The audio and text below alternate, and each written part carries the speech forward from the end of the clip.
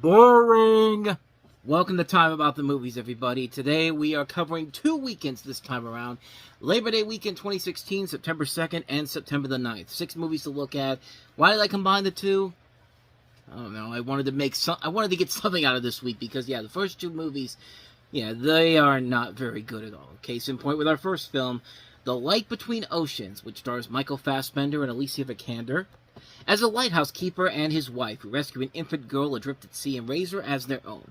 Years later, the couple discovers the child's true parentage and are faced with the consequences of their actions. Oh Lord, no! These two people found an infant girl adrift at sea, having no idea where her parents are at, and raised her as their own. But then all of a sudden, the parents finally come back. It's just kind of like, if you missed her that much, then why the fuck did you not come back to her when you lost her at sea? I mean, that's part of the problem with this movie here. My bumbling way of trying to explain the plot here, but not even that. This is a pretty lame movie, and like I said, it's a boring snooze fest. A movie like this with Michael Fassbender, Alicia Vikander, Rachel Weisz, and Brian Brown should not be this fucking boring, and especially with the director of this movie, Derek Cianfrance, who gave us The Place Beyond the Pines and also did Blue Valentine and Roofman. This is a good director, but this is his worst movie, bar none. I mean, this movie was such a snooze fest, man. I mean, this movie is trying way too hard to be the new Notebook, because this is based off of a book called The Light Between Oceans by M.L. Stedman, and it has also the producer of Harry Potter, David Heyman, on board to produce it, and the end results speak for themselves. The most notable thing about this movie was that this was the last film released by Touchstone Pictures because it went defunct on the same day as its release. And I'm just going to take a guess here that this film has been sitting in a shelf for a couple of years, at least 1 year. They started shooting it in September of 2014. They finished it in November 2014.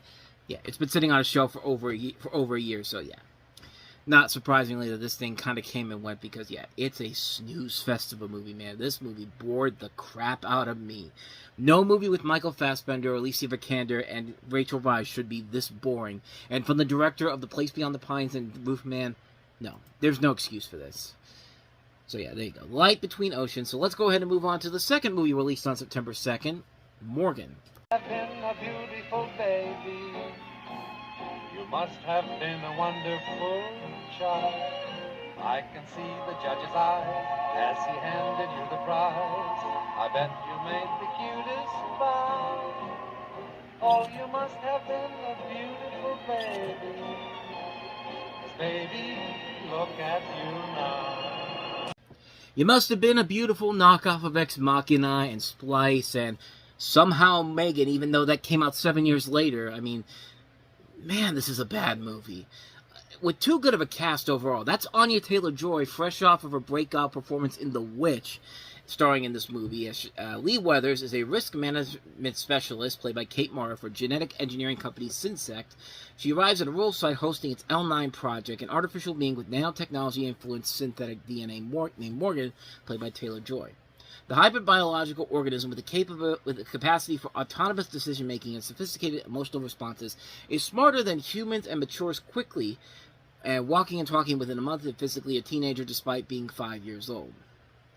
Again, it's literally a ripoff of Ex Machina, except with a much bigger cast involved in it. You got, as I mentioned, Kate Mara and Anya Taylor-Joy, but also Toby Jones, Rose Leslie, Boyd Holbrook, Michelle Yeoh, Jennifer Jason Leigh, Paul Giamatti. This is too good of a cast to be involved in a movie like this, and it's hard not to look at this and just see it as what it is, a ripoff of a much better movie, a way better movie, with a star that we had in a movie earlier this show, with The Light Between Oceans, with Alicia Vikander, but this was just a really, really bad film, man. A bad script, lackluster directorial effort, a wasting of a great cast. Really, kind of like with The Light Between Oceans, it's boring, man. There's nothing interesting that happens in this movie whatsoever. I mean, the premise really isn't all that interesting either, when you really look at it in the long run, but what can you do? It's Labor Day weekend. They don't put out this was back before they put the good stuff out there. I mean, this was back before COVID. This was back before Marvel saw this weekend and said, oh, we can put good stuff out on this weekend? Okay, we'll put Shang-Chi out there. We'll turn the whole idea of Labor Day weekend around, and The rest is it. The rest is history. I would say the rest is history, but come to think of it, I don't think most people have released a lot of big blockbusters on Labor Day since then. I'd have to double check, but there has to be at least a couple of them, but that's for another time, though, so there you go. Those are the two releases for Labor Day weekend. Now let's get to some actual good stuff, and this is probably easily the best movie we have this entire show. Clint Eastwood's latest film about Captain Sully Sullenberg, played by Tom Hanks. This is Sully. Mayday, mayday, mayday. This is Cactus 1549. We've lost both engines. Cactus 1549, do you need to return to LaGuardia? We can't make it. We're going to end up in the Hudson. Simulations showed that you could make it back to the airport. Not possible. If he'd followed the rules, we'd all be dead. What if I did get this wrong? What if I endangered the lives of all those passengers? People call you a hero. I don't feel like a hero. Rated PG-13. Experience it at IMAX. You know, this is back when Warner Brothers still treated Clint Eastwood with some respect and dignity, and just not dump his last movie, Juror Number 2, to die out of nowhere. I mean, that's one of those things was just like, what were you thinking, David Zaslav? But you think David Elson's going to be much better when he takes over Warner Brothers? I don't think so. This is Sully, though. Tom Hanks stars as Captain Chelsea Sullenberg, nicknamed Sully. And on Thursday, January 15, 2009, the world witnessed the miracle on the Hudson when he glided his disabled plane onto the frigid waters of the Hudson River, saving the lives of all 155 aboard. However, even as Sully was being heralded by the public and the media for his unprecedented feat of aviation skills, an investigation was unfolding that threatens to destroy his reputation and his career. And there is no denying that Clint Eastwood is a mastermind of great filmmaking. Some of his more recent fare at this point was mostly mediocre. Hereafter, Invictus, J. Edgar, Trouble with the Curve, not really great stuff from him overall, but when it came to directing, he still can direct. I mean, Jersey Boys, American Sniper, and this was a really good movie overall. I really enjoyed it. I really ended up enjoying this movie. A lot of it is because Tom Hanks, once again, knocks it out of the park. I mean, he very rarely does no wrong. I mean, he had a bad movie earlier in the year with a movie so terrible I can't remember the title, A Hologram for the King, and you know, it works because he perfectly encapsulates this role very well. This is a guy that's played Walt Disney. This is a guy that's played Mr. Rogers. I mean, this is a guy that is one hell of an actor. I mean, he could still do these different roles and make these characters his own while making him stand out as not being just, you know, it's just Tom Hanks all over again. He works well with Aaron Eckhart, who plays Sully's co-pilot in this. There's a good, strong cast in this movie. You know, Laura Linney, you saw Michael Malley in there from Nickelodeon Guts, Hope Mulcahy, who I've always liked, Anna Gunn, too.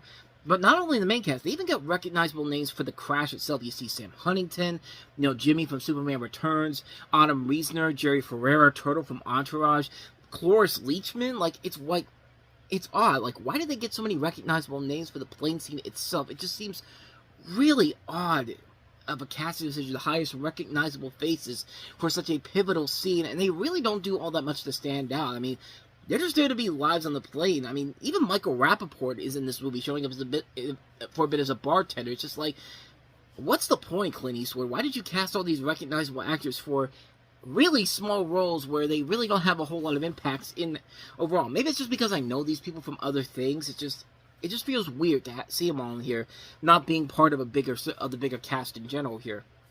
I thought the plane crash overall was really good. I saw this in Cinemark XD, and when that plane goes up in the air, you do get the feeling that you're on a plane, and once those birds hit the plane and the engine goes out, I was literally sitting in my seat thinking like I was on this plane myself, just like, oh shit. I mean, I literally feel like I'm floating in the air. It's like when you're watching Soarin' down in Disney World and they take you up in the air, and you know, you're not really going anywhere. You're just on a conveyor belt with these three layers of people there.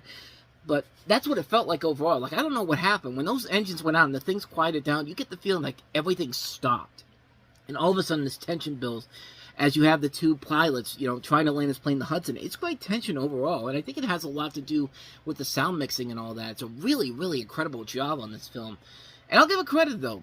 The movie is very short. It's only 90 minutes long, so it's a quick breeze of a film to get through. But then again, it does kind of lead to some of the downfalls with the movie in general. Like, you know, even though it's nice that it's only an hour and a half long, they still find ways to pad the film out that kind of make it unnecessary. I'm talking about the scenes with the National Transportation Safety Board, because as good as the acting is in those scenes, they get way too repetitive. The scenes in that movie, it's just like, you could have made it back to LaGuardia. No, we couldn't. You could have made it back to LaGuardia. No, we couldn't. You could have made it back to LaGuardia. No, we couldn't. It's like if and then the NTSB goes like, okay, you couldn't have made it back. It's like that bit from the Animaniacs episode where the Warners wanted to make a movie and they kept going to plots and he just kept telling them you can't make a movie, and they're just like, we want to make a movie, and then it cuts to him going like, you can't make a movie, and it kept going for like 10 times in a row. Like, I mean, you gotta pad this out, I know, but at the same time, how do you have padding in an hour-and-a-half movie, especially a movie like this? Like, this isn't like one of those 80s animated movies where you can get by with like a 75-minute movie, even as long as you pad it out. No, this is a movie in 2016, a live-action film nonetheless, but also I think that as much as Laura Linney does give a good performance, I don't think the movie uses her very well to be the worried wife. It's odd because it's the second movie where Tom Hanks has been in the movie where his wife that does nothing. He has a wife that does nothing but stays at home and worries about her husband. Amy Ryan was the same thing in Bridge of Spies. So, is this going to be I was wondering if this was going to be a thing overall with every movie he was going to do from this point. Like, a wife that does nothing but worries about her husband. And I know I'm sounding harsh, but Laura Linney was given a whole lot to do here. Wasn't given a whole lot to do except stay at home and consistently check on her husband on the phone. Like, give her some personality. Show that these two have a connection, for God's sakes. But on top of that, the movie uses the dream sequence way too much. Like, as many of you know, if you've been watching and reading my stuff for the longest time, I hate the dream sequence cliche. It's my least favorite cliche of all time.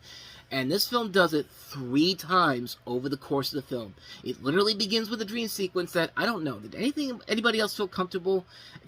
You're telling this harrowing story about a guy who saved all 155 people on a plane, and the movie starts off with a dream sequence of a plane crashing into a New York building. In a movie opening the weekend of the 15th anniversary of the September 11th attacks. Am I the only one that felt uncomfortable watching that weekend? If you went to see it on opening weekend, I mean, it's nitpicking, but it does feel uncomfortable. And my whole point is that these dream sequences feel really pointless, and it feels like they're there to pad out the runtime. And again, I get why they're there. They're supposed to show the turmoil that Sully is going through after being through such a tragic event, but you could have told it better without having constant scenes of Tom Hanks waking up in bed. I mean, Flight came out 4 years prior, and that's a movie where you saw the trials and tribulations Denzel Washington went through in that movie, and it didn't resort to just doing the dream sequence 3 times here. And also a nitpicky way the movie ends kind of abruptly. Like, it ends with Sully and Skiles, Aaron Eckhart's character, being cleared of any wrongdoing, the NTSB asking if these two had anything to say, and Skiles just goes like, well, I wish it would have happened in July, and everyone's just like, ah, and the movie literally ends. Like, I was really expecting the Looney Tunes That's All folks to start showing up here. Like it's like, Aaron Eckhart says, well, I wish it would have happened in July, and then everyone's just having a good laugh, like, ah, and then it goes like, pew, whoop, and then you hear this.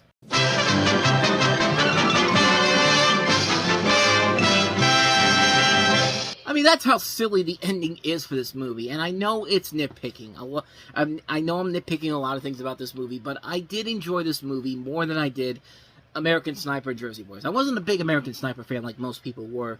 I think it works because of the great cast led by Tom Hanks, a really cool-looking plane crash, and a quick, smooth runtime. I just wish they didn't pad the story out with so many unnecessary stuff and cliches that I would have said we would have had a contender for one of the best movies of the year. But as it is, it's another good Clint Eastwood movie, another excellent Tom Hanks performance, so take that as a consolation prize and just have the time of your life with it. I think it's a good movie overall, but you definitely felt like there were empty portions that they really left out on the table here. So I guess the only thing I could say is I wish it would have happened in July.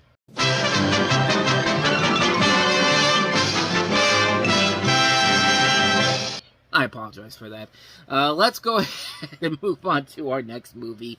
Back to the crap again, and boy, this one.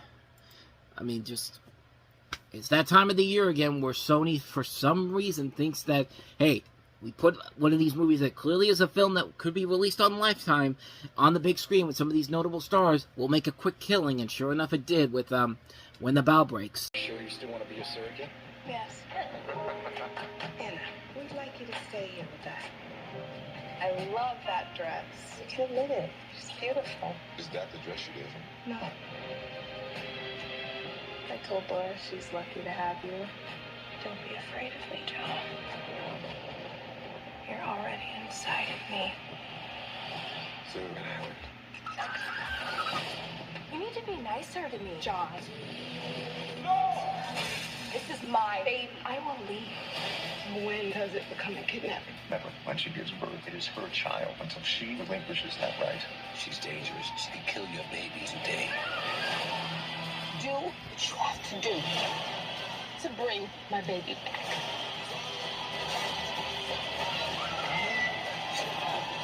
When the bow breaks, I'm gonna make you so happy. into September 9th. It's obsessed. It's single white female. It's all these movies where you have a happy couple who brings in this third wheel, an equally as hot or sometimes even a hotter woman than the woman or person than the person that's going to get harassed in this. And of course, what do you expect to happen in this? But stop me if you heard this. It's what am I saying? It's a revolutionary storyline about a woman who begins to develop a deadly crush on the husband of the couple she is surrogate mothering for. Original, I know. But the craziest thing is that there is good talent involved in this.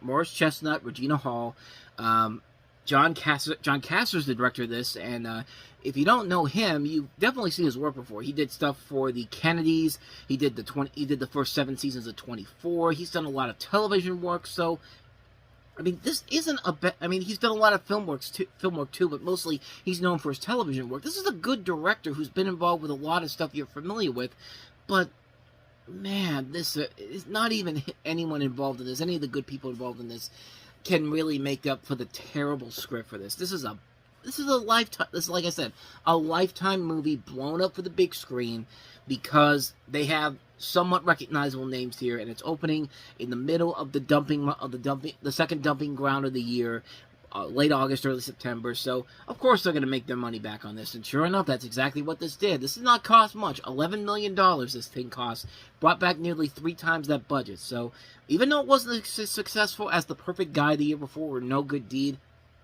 they're not going to complain about it. They know they made a hit out of it. But yeah, and again, it's the type of movie that this would have so easily been a Lifetime Movie of the Week, but because they had some recognizable talents in here, they put it out there, and the end results speak for themselves. A lackluster, steaming pile of garbage with people that are much better than the actual material given to them. So not much more to say about that one. So let's go ahead and move on to our next movie, which is The Wildlife. Complicated than I thought.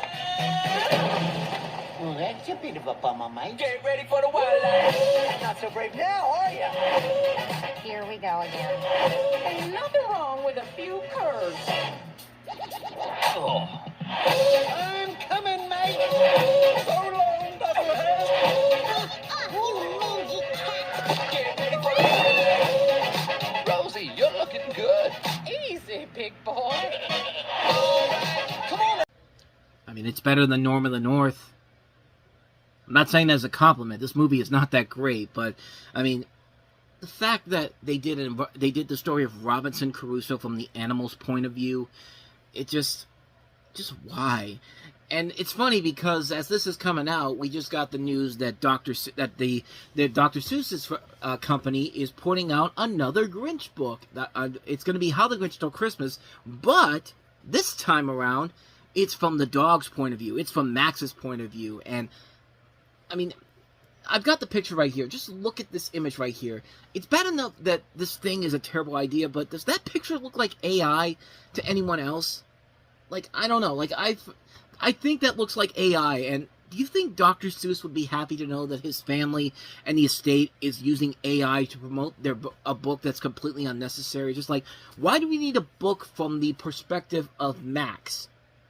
Like, what really happens in between when Max is sitting there waiting for the Grinch to steal Christmas and all that type of stuff? But we'll save that for Mr. Grinch in the back room here when we get to the holiday season. Because, yeah, I'm sure he's going to have some choice words on that one. But anyway, why am I bringing this up here? Because this is exactly what this movie is. It's Robinson Crusoe, except from the point of view of the island's animals. Island animals voiced by mostly generic voice actors that you've heard, not even generic voice actors that you may have heard before, but they're not household names. So I will give it this. It's not like Norm in the North where they're bringing out people like Rob Schneider, Ken Jeong, or Heather Graham. I mean, the biggest stars in the English dubbing of this, because this was originally a German project, James Arnold Taylor and Yuri Lowenthal. And that's about it. I don't know anybody else in particular in this cast here, but Carl Herbert, he's done some dubbings of Dragon Ball Z, so.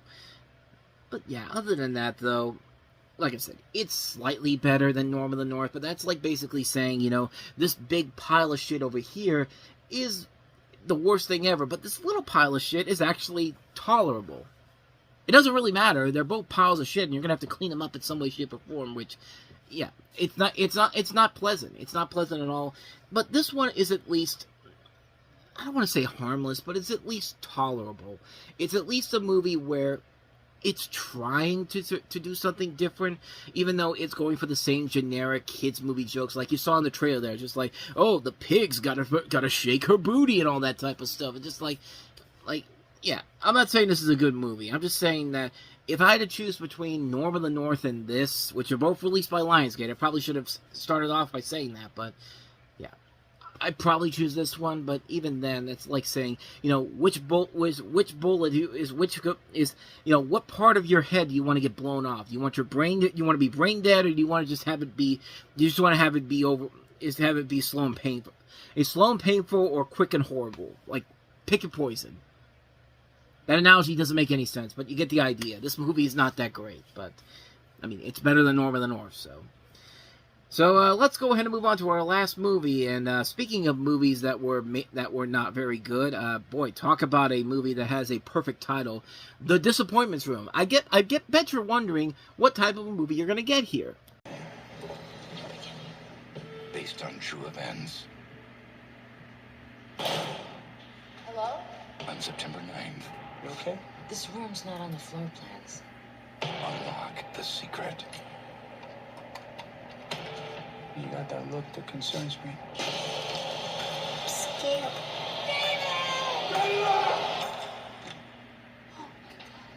The Disappointments Room. Rated R. Yeah, it's a disappointment. You're surprised? Especially considering that it's directed by DJ Caruso? Yeah, you should be surprised it's a disappointment. But on top of that, no.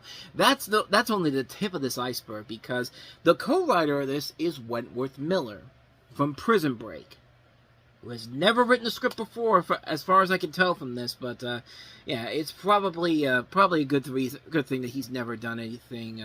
Actually, no, I take that back. He wrote Stoker? Stoker was actually a good movie. So what the hell happened? Like, yeah, he actually wrote Stoker, and I didn't figure it out because he was actually credited as an alias name, Ted Folk. So yeah, I never put it together that was Wentworth Miller. So that makes this even more of a disappointment because, yeah, he wrote a good movie in Stoker. I don't know what the fuck they were doing here, but the plot of this movie is stupid white people in a horror movie doing stupid white things.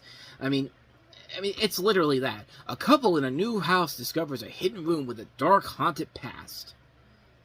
I mean, gee, I wonder what she's going to find in there. She goes in, it's basically, what's she going to find in there? Al Capone's vault that Geraldo Rivera was trying to find back in the 1980s. They went to the wrong place in Chicago. They just had to go to a place out in North Carolina to do it. I mean, what more do I gotta say about this movie, man? I mean, it's a movie called The Disappointments Room. I mean, the title is literally telling you what you're going in for. Kate Beckinsale's in this, Joe McRaney, Jolie Fisher, so some notable names, Michaela Conlon from Bones.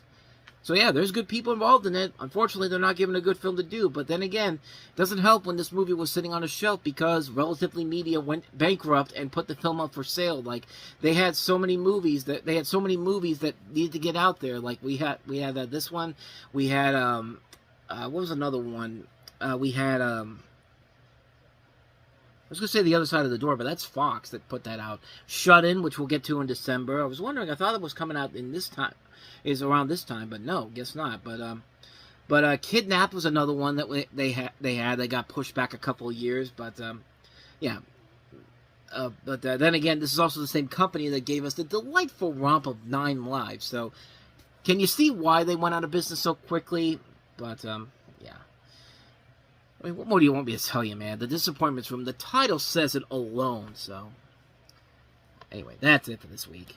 And so with that said, we wrap up another episode of Time About the Movies, and the next time we meet, we'll take a look at a couple of other big movies. We're getting to the movies that the studio believes in, including Blair Witch, from director Adam Wingard, the reboot of the Blair Witch Project. We have the third installment of the Bridget Jones series, Bridget Jones's Baby, with Renee Zellweger returning in the title role. Oliver Stone is back with Joseph Gordon-Levitt starring as Edward Snowden in Snowden. Well, Oliver Stone returned to form after a couple of really bad films in Wall Street Money Never Sleeps, and what was the other one? He had another one, I can't remember what it is now. Savages. How can I forget Savages? One of the worst movies of 2012. That should tell you everything you need to know about how much I feel about Oliver Stone in 2010s. And Snowden wasn't any better, unfortunately.